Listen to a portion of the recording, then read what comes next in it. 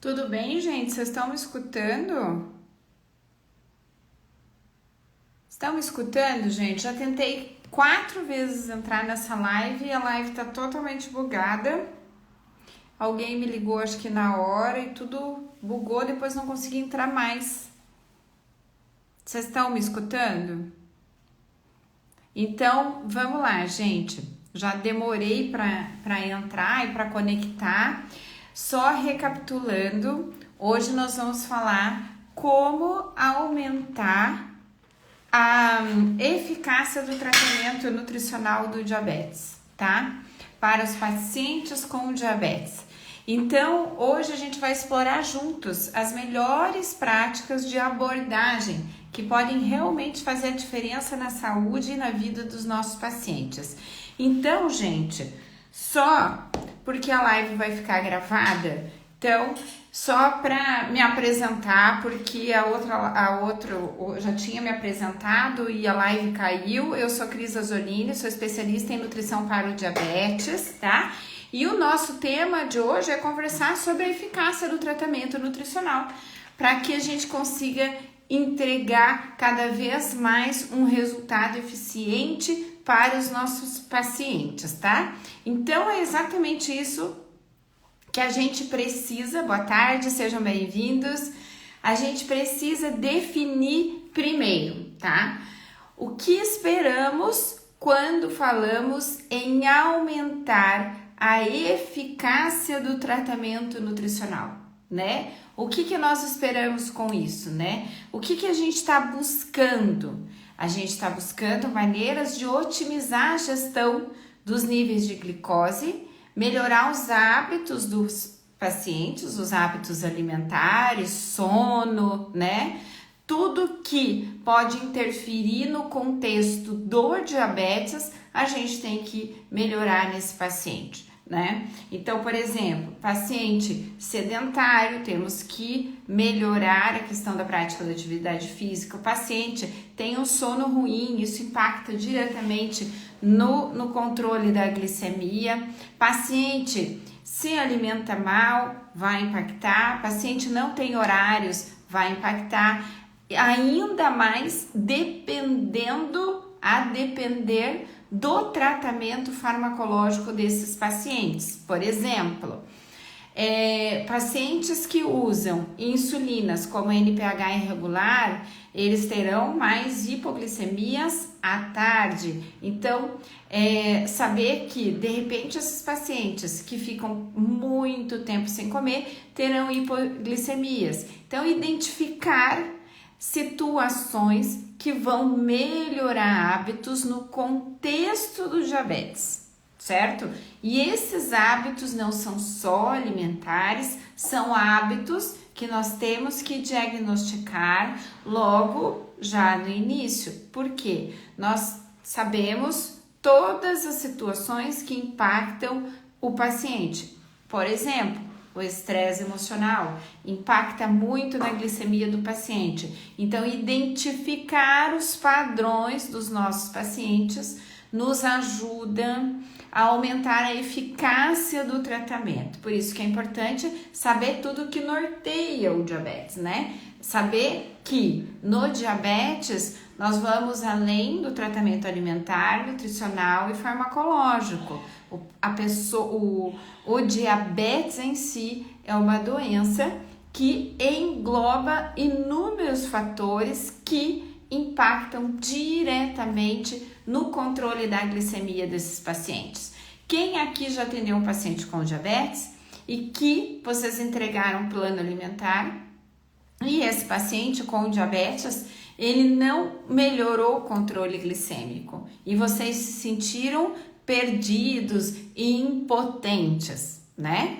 Então, acontece que, enquanto a gente não sabe todos os fatores que norteiam o tratamento do paciente com diabetes e o que impacta, né, no controle da glicemia, é obviamente que vamos nos sentir impotentes, tá? Então, é importante ensiná-los, tá? Ensiná-los, educá-los, para que mudanças se mantenham ao longo prazo, né? Pensando que o diabetes é uma deficiência, uma doença que o paciente vai levar para a vida toda. Então, nós precisamos que todas as mudanças sejam sustentáveis e mantidas a longo prazo, né? Importante entender, gente, que nós não estamos procurando soluções rápidas ou mudanças radicais nos nossos pacientes, tá? Porque nenhuma mudança radical será sustentável ao longo da vida, né? Então, temos que cuidar muito com essa questão do equilíbrio, tá? É importante a gente adaptar ao paciente, adaptar a vida desse paciente. É lógico que nós vamos precisar não só adaptar, mas que o paciente se adapte à nova condição, né? É importante ele se adaptar a isso, mas mais importante é a gente mostrar o caminho. E o caminho é ensinar, é educar. Acabei de falar para uma paciente aqui, que é a que eu estava atendendo agora, até inclusive por isso que eu entrei na live, né? Que eu fiz a indicação de algo que não é hábito da vida dela. Daí ela falou assim, mas eu preciso entender por que eu preciso disso. Esse é o ponto. Enquanto ela não entende o motivo que ela tem que usar aquilo que você indicou, ela fatalmente não vai fazer. Sabendo da importância, eu gosto muito não é a importância, isso é importante para isso, para aquilo. Eu gosto de mostrar para o paciente, eu normalmente sento com papel e caneta, vou até mostrar para vocês aqui que eu estou no consultório, do ladinho do paciente, e eu faço uns rabiscos assim, ó, tá? Mostrando para o paciente o que efeito que nós vamos ter com aquilo que está prescrito ali. Porque quando ela for pensar em não comer, ela fala assim, mas eu preciso, porque isso, a doutora disse que faz isso e aquilo, né? Não é só o que é importante, o que está fazendo dentro do meu corpo que eu preciso usar isso que a doutora prescreveu, né? Isso ajuda a manter cada paciente dentro da jornada, dentro do tratamento. Isso se torna sustentável e principalmente eficaz, né? Até porque, gente, com a crescente incidência do diabetes, né, em todo o mundo, no Brasil principalmente, né, até por causa do estilo de vida, o tratamento eficaz nunca foi tão importante, nunca foi tão fundamental. Nutricionistas que dominam essas técnicas estão melhor equipados, melhor treinados para fazer diferença significativa na vida do paciente. E os desafios são superar barreiras, principalmente comportamentais e educacionais, que impedem os pacientes de seguir as suas recomendações. Então, é importante a gente encontrar maneiras de personalizar os planos de tratamento para atender as necessidades individuais. E outro ponto, gente, será que o paciente precisa de um plano alimentar, de um plano de... Quando eu falo plano de tratamento, gente, entendam que plano de tratamento não é a mesma coisa que plano alimentar. É você traçar um planejamento que pode ser inserido no estilo de vida e nem sempre contemple o plano alimentar, porque senão vocês ficam naquela assim, eu preciso fazer uma dieta para o paciente, eu preciso calcular um plano para ele. Não, às vezes esse paciente não precisa de plano, ele precisa de organização. Entendeu? Às vezes a alimentação dele não é tão ruim, mas é necessário adaptar ao novo estilo, né? À nova situação clínica desse paciente. O mais importante é não cair naquele erro de impor dietas que não são executáveis, né? Restritivas, submeter a pacientes a dietas que não são sustentáveis a vida toda, né? Por exemplo, né? O paciente já chega aqui, senta na sua frente, que isso não acontece comigo nem duas vezes, dizendo: doutor, eu já cortei o carboidrato. Se ele já cortou o carboidrato, primeiro, o que é o carboidrato? O paciente não entende e você precisa deixar isso claro para ele, né? Segundo, aonde tem esse carboidrato que aumenta o açúcar no sangue? Em quais alimentos tem? Porque quando ele fala de carbo, ele tirou o pão, o macarrão, a batata, mas tem lá o carbo do leite, a lactose do leite, tem a frutose da fruta. O que é tirar carbo, né? Identificar isso que o paciente está te dizendo. E normalmente ele tira das principais refeições e o que ele faz? Ele tira o arroz, a batata, enfim, tudo que ele estava comendo de carboidratos que ele aprendeu aqui no Google para comer carne e salada. Esquecendo que nós teremos uma excursão, né, uma subida da glicemia 3, 4 horas depois, a depender da quantidade de carne que ele comeu, né? Lembre-se que os aminoácidos, os principais aminoácidos entram na via metabólica de produção de energia e por isso aumentam a glicemia em pacientes com diabetes. Então, nós temos que identificar o que o nosso paciente tem como padrão de vida, porque ele já vem fazendo algumas restrições que são equivocadas e errôneas, entende?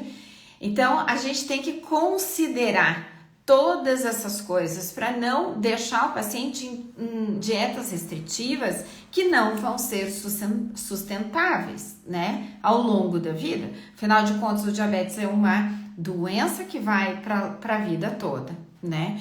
Então, precisamos considerar as suas preferências, obviamente, a própria cultura alimentar, mas não esquecer disso, principalmente, tá, gente? Principalmente, o nosso paciente, ele precisa de condução, ele precisa de um facilitador e não alguém que arrume um problema para a vida dele, né? E nesse sentido, nós precisamos fazer o quê? Uma avaliação detalhada do nosso paciente na primeira consulta. Você precisa avaliar todos os padrões, não só alimentares, mas também o histórico, não só de vida, mas o histórico de doenças e principalmente o histórico médico no geral desse paciente. Por quê? Muito do que você vai precisar conduzir durante o tratamento dele tem a ver com esse histórico. Acabei de falar com uma paciente, por exemplo, que disse assim: olha, doutora, eu tenho uma pessoa da minha família que ele tem 35 anos, ele tem diabetes, né, super jovem, 35 anos, e aí eu fui fazendo perguntas para tentar detectar aonde eu conseguiria ajudá-lo. E aí, por exemplo, eu perguntei, ele é obeso? Porque eu não estou vendo ele, ela estava me contando isso. Sim, ele é obeso. Ele sempre foi obeso? Que eu me lembre, sempre foi obeso.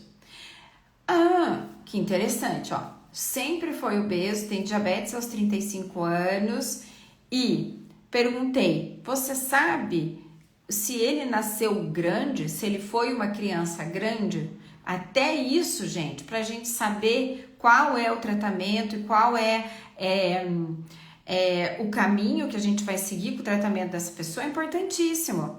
E aí ela me conta, sim, ele foi uma criança que nasceu muito grande, com 4,5 kg. Então veja, isso já dá um norte pra gente, a gente já tem indícios que essa mãe com certeza teve um diabetes gestacional e essa criança nasceu já, né, com doença metabólica. Essa criança foi uma criança gordinha a vida inteira, né? ficou diabética, será que tem diabetes tipo 2 mesmo? Será que não é outro tipo de diabetes?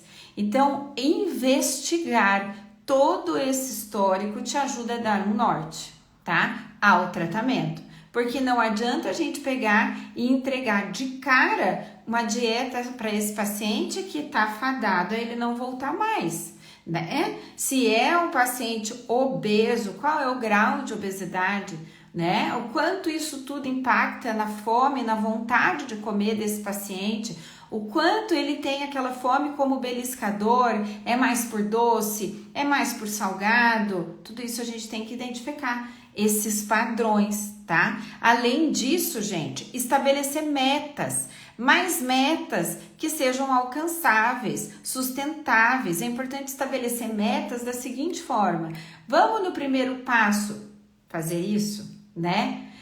E metas simples, metas que os pacientes consigam buscá-las, né? Se a gente está falando do controle glicêmico, por exemplo, um paciente de 500, com glicemia de 500, o tempo inteiro, recém-diagnosticado ali com 500, é um paciente que, se ele baixar demais as glicemias dele, ele vai ter sensação de hipoglicemia. Por quê? Porque o corpo dele tem glicotoxicidade, está acostumado com glicemias muito altas. Quando ela vai descendo no nível, ainda que fora do normal para você, mas para esse corpo tá baixando demais, ele vai ter sensação de estar passando muito mal. Então, a gente tem que estabelecer metas alcançáveis para os nossos pacientes. Importante isso. Não esquecer, gente, de ajudar esse paciente a alcançar essas metas, principalmente aonde tange a organização. Entender como funciona a vida desse paciente e ajudar a organizar como um facilitador. Ai, o meu paciente não toma café da manhã. Por que não toma? Ai, doutora, não dá tempo de tomar café da manhã. Então, o que você pode fazer para facilitar a vida dele e ele realmente fazer o café da manhã, né? Porque nós estamos falando de pacientes com diabetes. Fazer o café da manhã é imprescindível. Pular essa refeição é inadmissível para um paciente com diabetes e que precisa de insulina e que precisa contar carboidrato. Não tem como, ele precisa fazer o café da manhã. O que você consegue fazer para facilitar? Será que o problema é a organização? Será que o problema é não dá tempo de passar o café? O que não dá tempo de fazer? O que não consegue ser feito, né? Porque às vezes coisas simples, gente, como deixar a mesa arrumada e as coisas em cima da mesa já economiza muito tempo. Deixa arrumado no dia anterior para acordar de manhã cedo e tá com tudo pronto, né? Até a água na chaleira pode estar na chaleira. Então, coisas que vocês vão ajudar e a incentivar esse paciente a começar a ter hábitos, ter rotina. O quanto se conectar com a alimentação é fundamental nesse momento, né? Se conectar com ele mesmo e ter atenção plena na hora de comer. Não adianta também ele comer engolindo a comida, que ele vai comer mais do que ele poderia e deveria, né? Então, ajudar como facilitador, identificar, gente, o que vocês precisam é treinar a perspicácia para identificar esses padrões nos nossos pacientes e, principalmente, identificar gatilhos. Que são os gatilhos? Os gatilhos que levam ele a comer, né? E, consequentemente, descontrolar as glicemias. Então, por exemplo, comer emocional descompensa a glicemia. Então, ajude o seu paciente a identificar aquele momento de muito estresse. Sabe aquela história de que eu tô feliz eu como, do que eu tô triste eu como, ou eu belisco? Identifique esses padrões. Isso vai interferir diretamente no comportamento glicêmico do seu paciente, tá? Então, gente, o caminho certo é a gente ser um facilitador, né? Eu gosto muito de falar isso. E é uma das coisas que eu bato muito no PNAD, tá? Porque lá no PNAD é isso que a gente faz. É o caminho que o PNAD promove, né? Que é focar em toda essa parte educacional, que é uma educação não só nutricional, mas uma educação em diabetes contínua, com comunicação eficaz, com abordagem personalizada. Isso vai muito além da individualização, né? Mas da personalização. Por quê? Porque a abordagem personalizada para o seu paciente, principalmente em diabetes, né? Porque diabetes, cada paciente tem o seu diabetes e o comportamento do diabetes é diferente em cada paciente. Isso motiva os pacientes, motivam eles a aderirem e a engajar ativamente no tratamento, tá? Então, grande passo, primeiro passo prático que vocês podem implementar numa consulta inicial, que ela seja detalhada e que você explore profundamente, não só os hábitos alimentares, mas a história, o histórico médico desse paciente, o histórico de vida desse paciente, desde o nascimento. Isso é super importante porque determina, né, como o seu paciente está hoje para poder dar o tratamento assertivo. Não esqueça daquilo que você já tem o hábito de fazer, né? Que é prestar atenção nas preferências e no estilo de vida do paciente, lembrando de ser o facilitador e não alguém que arrume um outro problema para o paciente. Paciente com diabetes, gente, ele já recebe praticamente no dia do diagnóstico uma sentença. Cabe a nós tirar esse paciente dessa sentença para ser um facilitador, tá? Não é para dar liberdade, mas é para dar flexibilidade para o nosso paciente ter uma vida normal. Porque isso tudo fornece uma base sólida para você criar um plano de tratamento que é verdadeiramente personalizado, ok? Então, gente, para concluir a nossa live de hoje e realmente dar um passo à frente nessa jornada, eu quero convidar vocês a se inscreverem no PNAD. Então, eu vou deixar o link na descrição, porque esse programa vai equipar vocês com conhecimentos e ferramentas para vocês transformarem a prática nutricional e melhorar significativamente a vida dos seus pacientes com diabetes. Tá bom, gente? Então, muito obrigado por vocês estarem aqui comigo nessa tarde. Eu espero que as informações compartilhadas hoje inspire realmente vocês a buscarem continuamente melhorias na sua prática clínica. Isso é fundamental. A gente precisa educar os pacientes, mas antes a gente tem que educar a gente mesmo, né? Aprender que a educação que vem é aquilo que a gente passa para os nossos pacientes. Então, eu tenho certeza que com o PNAD vocês vão estar preparados para enfrentar qualquer desafio e fazer a diferença na área da nutrição para o diabetes. Tá bom, gente? Então, ótima tarde para vocês. Eu vou continuar aqui, vou tomar meu chimarrão e vou esperar o paciente que daqui a pouco 1h30 tá aqui. Oi, Thali! Bora que bora! Já chegou no final, gata. Thali tá com uma paciente lá de bomba de infusão de insulina. Vamos ter que trabalhar nessa menina, né, Thali? Mas nós vamos trabalhar nela.